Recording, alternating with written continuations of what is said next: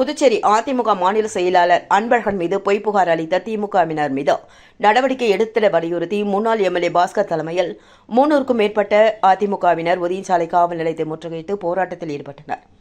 புதுச்சேரியில் கடந்த மாதம் கழிவுநீர் தொட்டியில் சிறுவன் விழுந்த விவகாரத்தில் அதிமுக மாநில செயலாளர் அன்பழகன் அத்துமீறி நடந்ததாக திமுக அமைப்பாளர் சிவா தூண்டுதலின் பேரில் சம்பவம் நடந்த 10 நாட்கள் கழித்து அக்கட்சியினர் ஒதியஞ்சாலை காவல் நிலையத்தில் புகார் அளித்தனர். அதனை கண்டித்து அதிமுக முன்னாள் எம்எல்ஏ பாஸ்கர் தலைமையில் 300க்கும் மேற்பட்ட அக்கட்சியினர் பில்லுக்கடை சந்திப்பில் இருந்து ஊர்வலமாக வந்து ஒதியஞ்சாலை காவல் நிலையத்தை முற்றுகையிட்டு போராட்டத்தில் ஈடுபட்டனர்.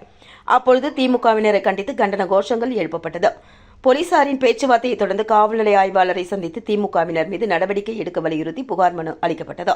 அதனையடுத்து செய்தியாளர்களை சந்தித்த முன்னாள் எம்எல்ஏ பாஸ்கர் கூறும்பொழுது, புதுவையில் திமுக எம்எல்ஏக்கள் மற்றும் திமுகவினரின் சட்டவிரோத செயல்களை அம்பலப்படுத்தி வரும் அதிமுக மாநில செயலாளர் அன்பழகன் மீது பொய் புகார் அளித்து அக்கட்சியின் வளர்ச்சியை தடுக்க நினைக்கும் திமுகவின் திட்டம் நிறைவேறாது என்றும், பொய் புகார் அளித்த திமுக எம்எல்ஏ அனிபால் கென்னடி மற்றும் திமுகவினர் மீது உரிய நடவடிக்கை எடுக்க வேண்டும் என்றும் தெரிவித்தார்.